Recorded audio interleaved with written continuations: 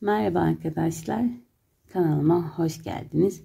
Bugün sizlerle bu güzel tatlı bebek patiğini yapacağız. Bu şekilde ayıcıklı bir süslememiz var. Alt kısmı tığ işi taban patik arkadaşlar. Biz bugün bu ayıcık yapımından başlayacağız patiğimizi yapmaya. Gerçekten çok tatlı oldu. Umarım sizler de beğenirsiniz. Malzemelerimden bahsedeceğim. Ayıcıkla başlayalım arkadaşlar. Ayıcık için böyle elimde olan hafif kalın bir kahverengi ip kullanacağım arkadaşlar. Biraz koton içerikli bir ip. Eğer sizlerin elinizde varsa koton içerikli bir ip daha güzel olacaktır. Çünkü esnemiyor bu ipler, biliyorsunuz ki. Bir miktar da beyaz ipe ihtiyacım olacak burun kısmı için ve kilitli göz, bir miktarda içini doldurmak için elyaf. Şimdi eğer hazırsanız yapımına başlayalım.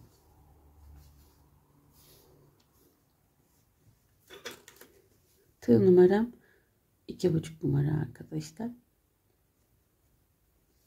Sihirli halka yaparak başlıyoruz. Şimdi 1 2 3 4 ve 5 tane sık iğnemi yaptım. İpimi çekiyorum. İlk yaptığım biraz sık oldu. Şu ilk yaptığım sık iğnenin içerisine batıyorum arkadaşlar.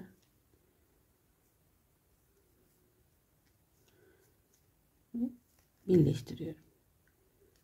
Bir tane zincir çekiyorum. Tekrar aynı yere 2 tane sık iğne yapıyorum. Yani ilk yaptığım sık iğnenin tepe kısmına 2 tane sık iğne yapıyorum. Yanındakine de 2 sık iğne. Onun yanındakine 2 tane sık iğne. Yani 5 tane sık iğnenin tepe kısmına çift batıyorum. 10 tane sık iğnemiz olmuş olacak.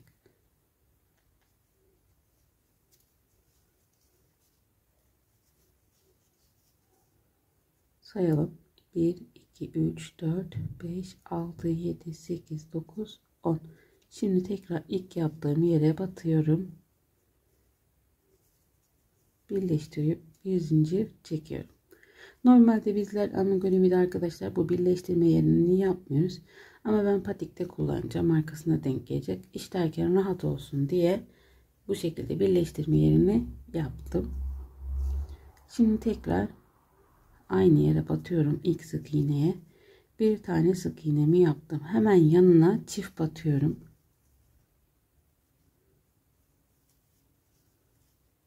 Onun yanına tek batıyorum.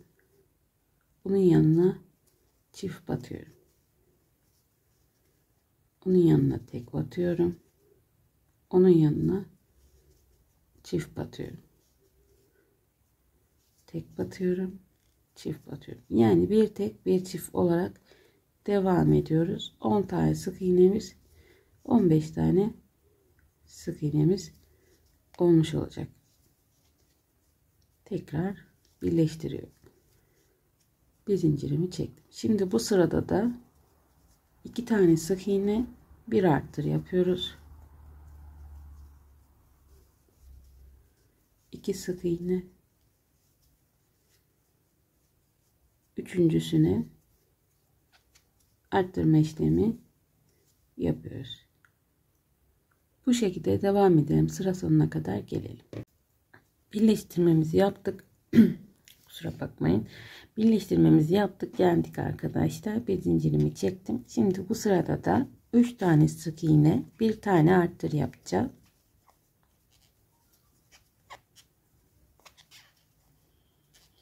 Bir, 2, 3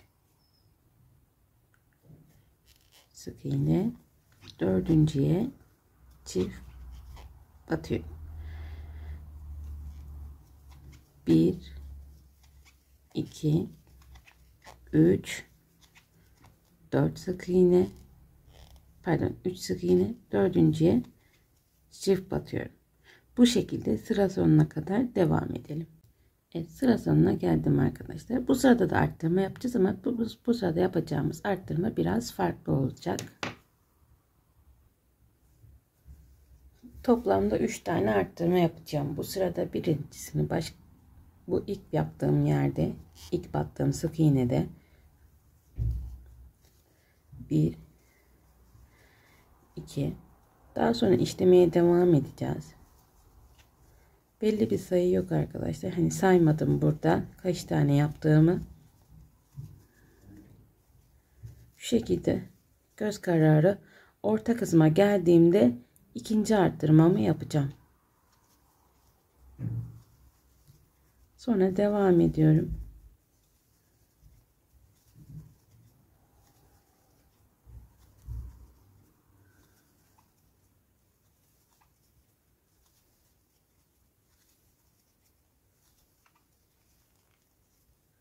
Buna karşılık gelecek olan yer arkadaşlar, üçüncü arttırmamı yapıyorum ve devam ediyorum.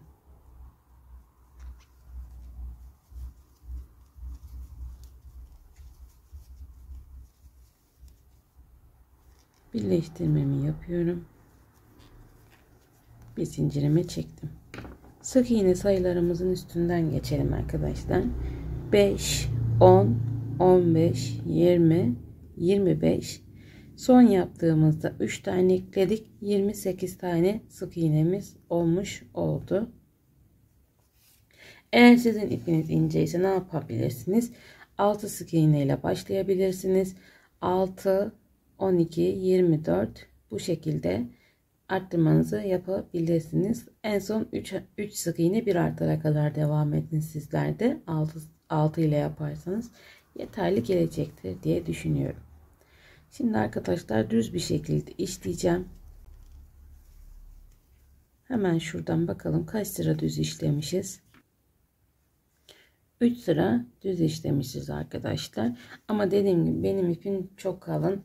Yani 3 sırada bakın bu şekilde hani yuvarlak bir parça elde etmiş oldum. Sizler bu 3 sırayı 5 sırada yapabilirsiniz arkadaşlar. Hani eğer ipiniz inceyse hatta benim video kanalımda tavşan yapma videosu var arkadaşlar. Yine böyle ayıcı gibi küçük tavşan yapma videosu var. Orada tavşanın kafa kısmının tarifini birebir yapabilirsiniz. Burun ve kulak kısmını da yine göstereceğim zaten birazdan. O şekilde uyarlayabilirsiniz dilerseniz. Çünkü benim dediğim gibi buradaki kahverengi ipim kalın arkadaşlar. 2,5 numarayla örüyorum ama hani sıkı olsun diye örüyorum. Normalde 3,5 numarayla işlenecek bir ip. Bu şekilde düz bir sıramı işledim. Şimdi ikinci sıramı işliyorum.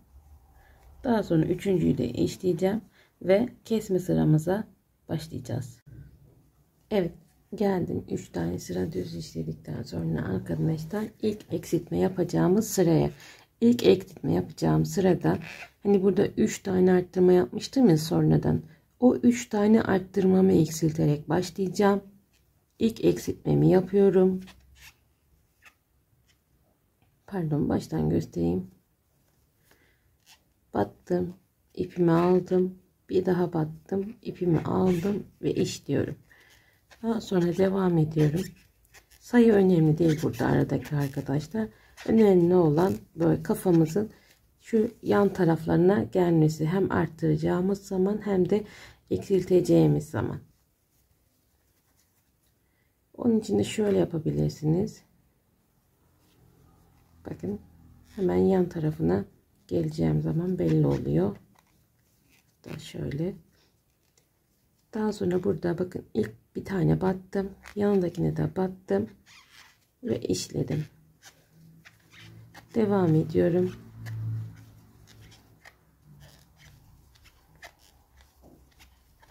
Kafamızın yan tarafına gelecek şekilde, ayıcık kafamızın yan tarafına gelecek şekilde işliyorum. Sık iğnelerimi. Bakın bir tane battım, yanına da battım. Hepsini bir işledim ve devam ediyorum.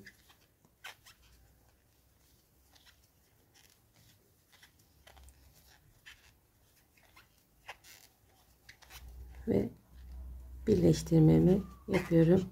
Bir zincirimi çektim. Şimdi burada arkadaşlar 3 sık iğne, bir eksilti yapacağız. 1 2 3 bir tane eksilti. 1 2 3 bir tane eksilti. Bu şekilde sıra sonuna kadar devam edelim. Şimdi devam ediyoruz arkadaşlar. Bu sırada da 2 sık iğne, bir eksilti yapacağız. İlk önce eksiltmemi yapıyorum. Daha sonra 2 sık iğnemi yapıyorum. Eksiltme yapıyorum.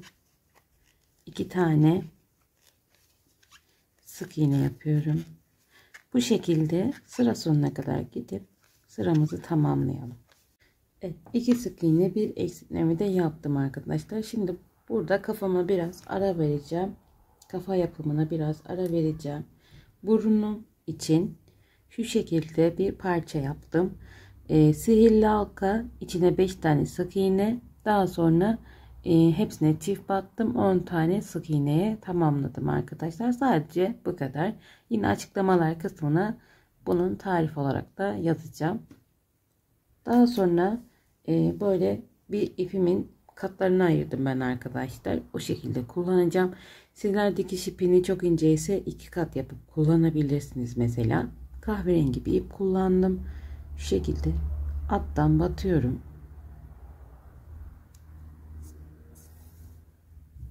Üzerine burun işlemesi yapacağım.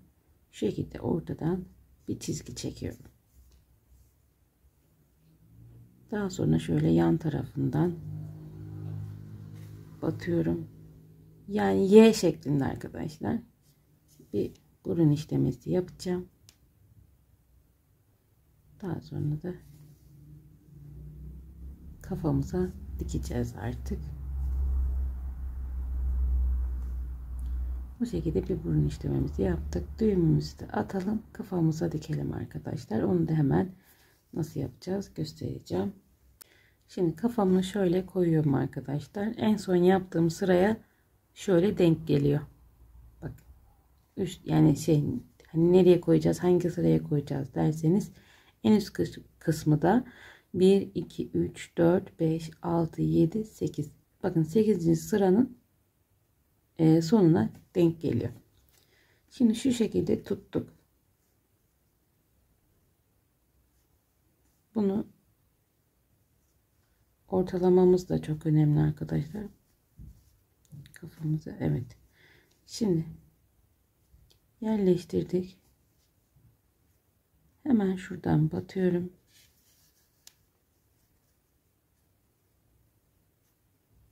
Daha sonra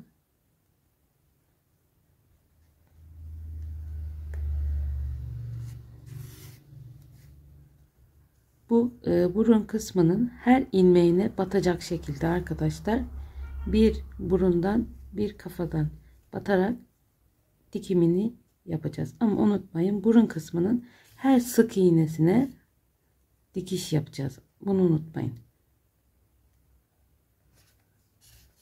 Bakın şimdi buradan battım. Hemen yandaki sık iğneye batıyorum. Oradan dikişimi yapıyorum. Bu işlemi kafa doldurmadan bu şekilde yaparsanız dikmek daha kolay oluyor.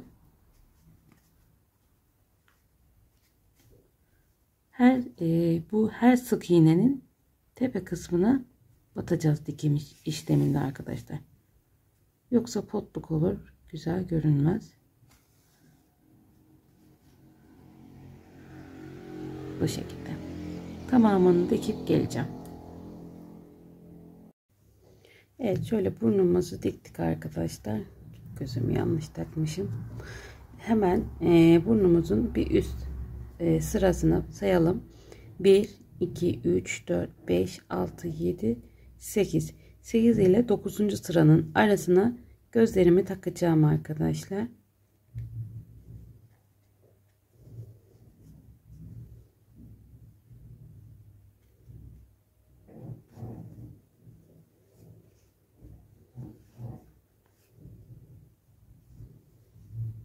Bu şekilde hemen arkalarını da takalım. Bakalım aynı mı? Evet, arada 3 tane sık iğne bıraktık arkadaşlar, iki göz arasında.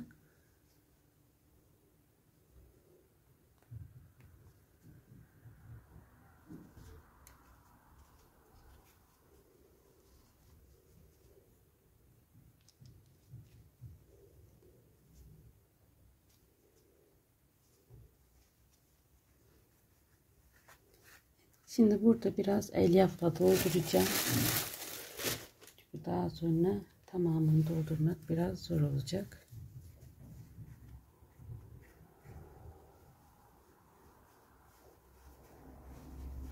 Her yerine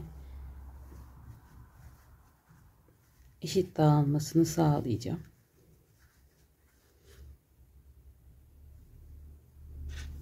Bir miktar daha koyacağım. Kalanını bir sonraki sırada koyacağım.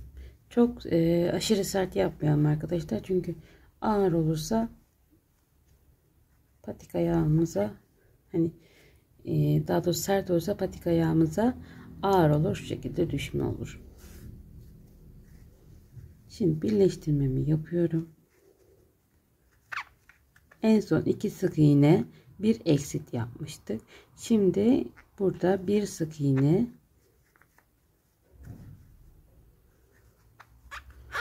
bir eksit yapıyoruz. Bir sık iğne, bir kez. Bu şekilde sıra sonuna kadar gidelim. Evet, şimdi çok az bir şey daha dolduracağım.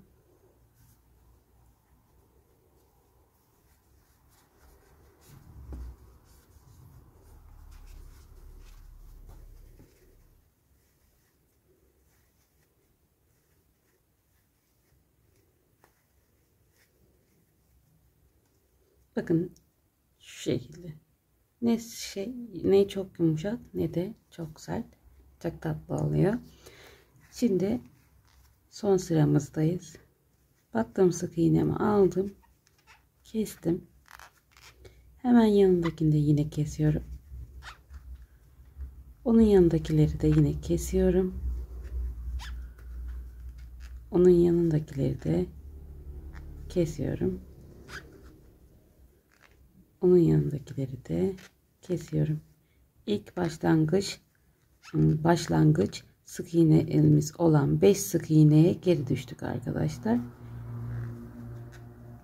Birleştirmeyi de yapayım.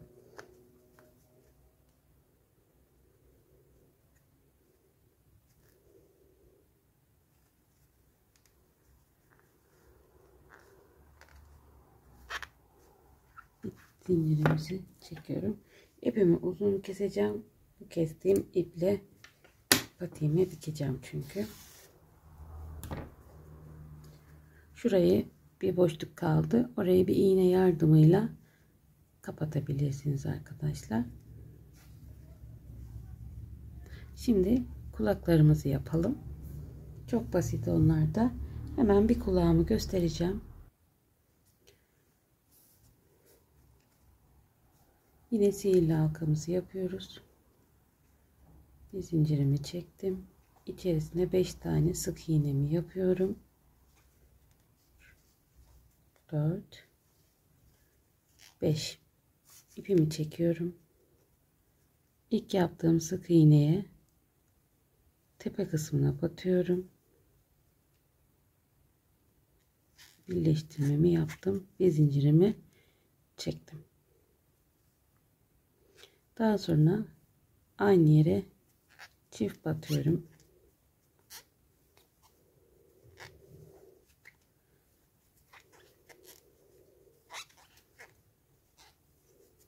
Hepsine çift batıyorum sırayla. Tüm sık iğnelerimi, yine 5 taneydi. 10 tane sık iğnemiz olmuş oluyor. Sayalım. 1 2 3 4 5 6 7 8. Son sık iğnemiz kaldı. Bunu da çift battım. İlk yaptığıma batıyorum, birleştiriyorum ve bu şekilde bitti arkadaşlar. Artık ipimi kesiyorum burada. Çok uzun kesmeye gerek yok, zaten küçük bir parça olduğu için. Bu şekilde arkadaşlar, kulağımızda sadece 2 sıradan oluşuyor. 5 sık iğne ilk sıramız, ikinci sıramız 10 sık iğne. Şimdi bunu bu şekilde ilk başlangıç yerimiz değil, ikinci başlangıç yerimizden şuradan göstereyim, bakın. İkinci başlangıcımızın, ikinci sıramızın sonundan şu şekilde dikeceğiz. Hemen bir tanesini dikeyim.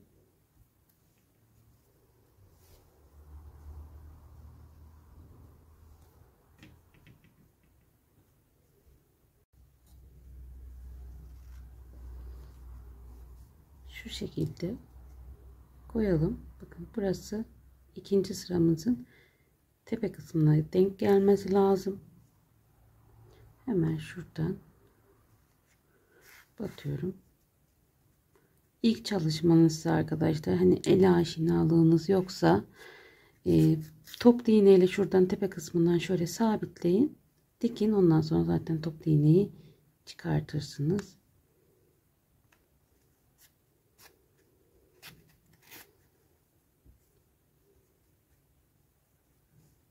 Şu şekilde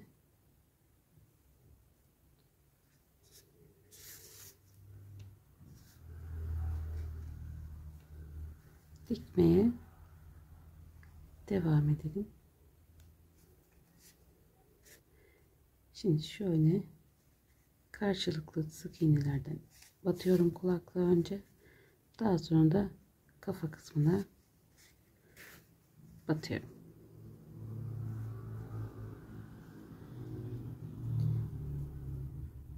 Kulakta karşılıklı batıyorum. Daha sonra kafa kısmına batıyorum. Son yerimiz kaldı. Batalım.